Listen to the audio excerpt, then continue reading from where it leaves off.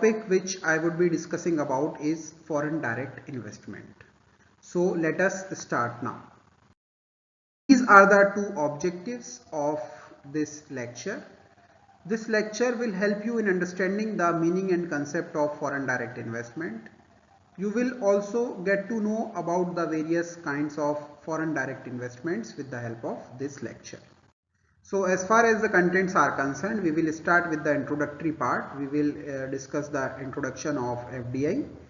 Then we will discuss why foreign direct investment is necessary for a country. Then after that we will discuss upon the advantages and limitations of FDI, and then we will discuss the various kinds of FDIs. So let us start with the introduction. International trade and foreign direct investment are the two most important international economic activity integrating the world economy. FDI is the largest source of external finance for developing countries. It plays a crucial role in development process of the host country. FDI not only serves as a source of capital inflow into host country, but also helps to enhance the competitiveness of domestic economy through transferring technology, strengthening the infrastructure, raising productivity, and generating new employment opportunities.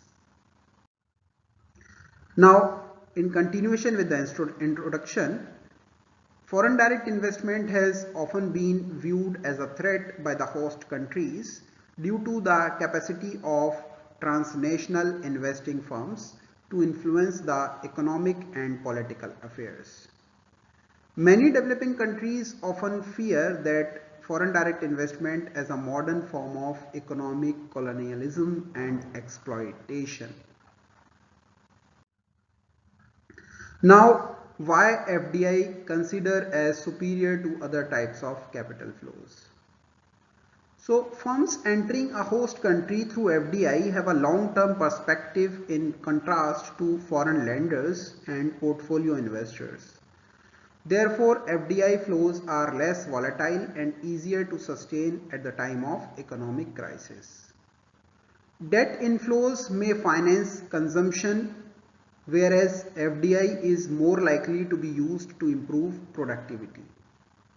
Since FDI provides more than just capital by offering access to internationally available technologies, management know-how, and marketing skills, it is likely to have a strong impact on the economic growth. Now, as far as the advantages of FDI are concerned, it provides access to superior technology to the host countries. It increases the level of competition in the host country. It also increases domestic investment in the host country, and it bridges the host country's foreign exchange gaps. Now, if we talk about the disadvantages or limitations of this FDI, then it creates a kind of market monopoly. It is crowding and out and employment effects. Then in case of technology, we depend on these firms on the basis of technology. Then profit outflow is there. Whatever the profit they earn, these MNCs, they send their profits to their parent companies, so profit outflow is there. Then there are chances of corruption also in case of FDIs, and then it sometimes also hampers the national security. So these all are the limitations of FDI. Now, FDI can be done in the following ways. In order to participate in the management of the concerned enterprise, the stocks of the existing foreign enterprise can be acquired. The existing enterprise and factories can be taken over. A new subsidiary with 100% ownership can be established abroad, or it is possible to participate in a joint venture through stock holdings. New foreign branches, offices and factories can be established. Existing foreign branches and factories can be expanded. Minority stock acquisition if the objective is to participate in the management of the enterprise. And long-term lending, particularly by a parent company to its subsidiary when the objective is to participate in the management of the enterprise. Now, selection of FDI destinations. So FDI destinations are being selected on the basis of following reasons: cost of capital input, then taxation regime, then cost of inputs, then wage rates, costs of logistics and market demand. Now, types of FDIs. So these all are the types of FDIs on the basis of direction of investment, inward and outward FDI, on the basis of type of activity, horizontal and vertical FDI, on the basis of investment objectives, resource seeking, market seeking and efficiency seeking FDI, on the basis of entry modes, greenfield investments, mergers and acquisitions, on the basis of sector, industrial sector and non-industrial sector FDI. Now we will going to discuss all these types of FDIs one by one in detail. So let us start now. Now on the basis of direction of investment. So there are two kinds of FDI, inward FDI and outward FDI. Inward FDI means foreign firms take control over domestic assets and it is termed as inward FDI.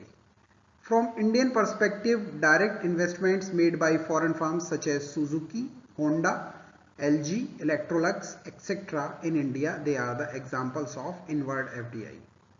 Now if we talk about outward FDI, domestic firms investing overseas and taking control over foreign assets is known as outward FDI. Such outward FDI is also known as direct investment abroad, DIA. Tata Motors, Infosys, Videocon, ONGC and Ranbaxy are the examples of this outward FDI. Now on the basis of type of activity. So there are horizontal FDI, vertical FDI and conglomerate FDI. So if we talk about the horizontal FDI, when firm invests in a foreign country in similar production activity as carried out in home country, it is termed as horizontal FDI. Thus, horizontal FDI occurs when the multinational undertakes the same production activities in multiple countries. For example, Coke, Pepsi, HSBC, Samsung, etc. they expanded internationally by ways of horizontal FDI. Next is vertical FDI.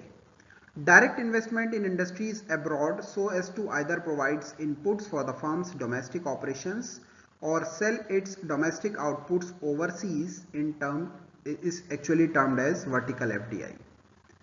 Vertical FDI takes place when the multinational fragments the production process internationally, locating each stage of production in the country where it can be done at the least cost. A firm gains control over various stages of value chain from sourcing raw materials to manufacturing and to marketing. Then next is conglomerate FDI. Direct investment overseas aimed at manufacturing products not manufacturing by the firm in the home country is actually termed as conglomerate FDI. Then next, on the basis of investment objectives. So first kind of FDI on the basis of investment objectives is resource seeking FDI. In order to gain privileged access to resources with regard to competitors, M&E invests in countries with availability of natural resources. This ensures the M&E of stability of raw material supply at right prices. The major determinants for resource seeking FDI includes availability of raw materials, complementary factors of production, physical infrastructure. When resource abundant countries lack capital and necessary technical skills for the resource extractions, such FDI is favored in such cases. common in sectors like steel, copper, bauxite, agro-processing, etc. The Morocco is an investment destination for Tata Chemicals because the country holds 60% of the world's phosphate resources. Now, second type of FDI on the basis of investment objectives is market seeking FDI. MNEs invest in countries with sizable market and growth opportunities in order to protect existing markets, counteract competitors, and to preclude rivals or potential rivals from gaining new market. The major determinants of market seeking FDI includes market size, market growth, regional integration, and market seeking FDI are often favored by MNEs in large number of durable and non-durable consumer goods such as automobiles, computers, processed foods, cigarettes, etc. Now, on the basis of investment objectives, the third kind of FDI is efficiency seeking FDI. In this, a firm may strategically opt for efficiency seeking FDI as a part of regional or global product rationalization and to gain advantages of process specialization. Efficiency seeking FDI provides the investing firm not only access to markets but also economies of scope, geographical diversification, and international sourcing of inputs. Major determinants in case of efficiency seeking FDI are productivity adjusted labor costs, availability of skilled labor, availability of business related services, and the trade policy.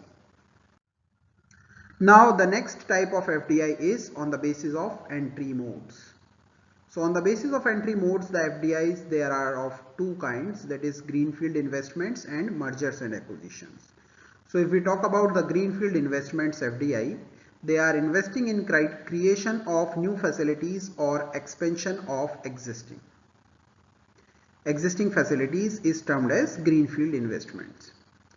It is a form of foreign direct investment where a parent company starts a new venture in a foreign country by constructing new operational facilities from the ground up.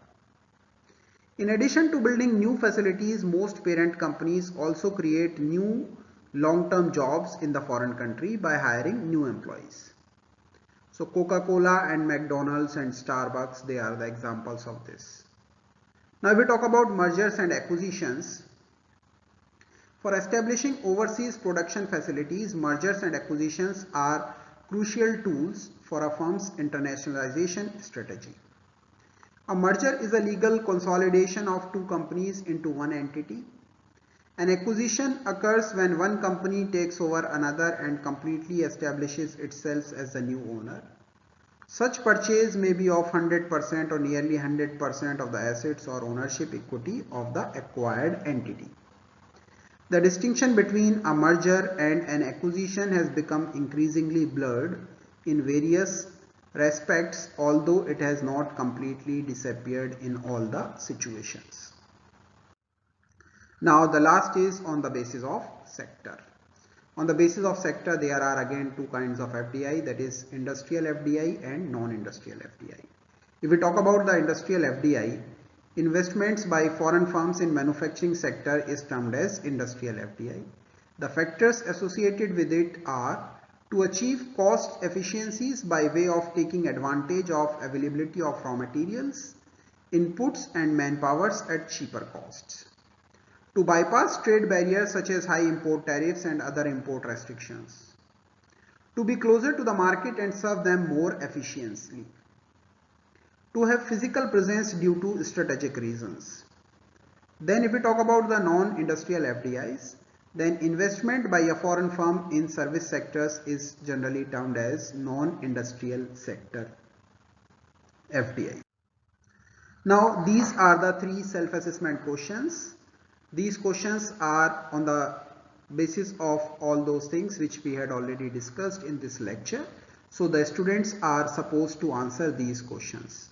Question number 1 is explain with reasons why a country should have foreign direct investment.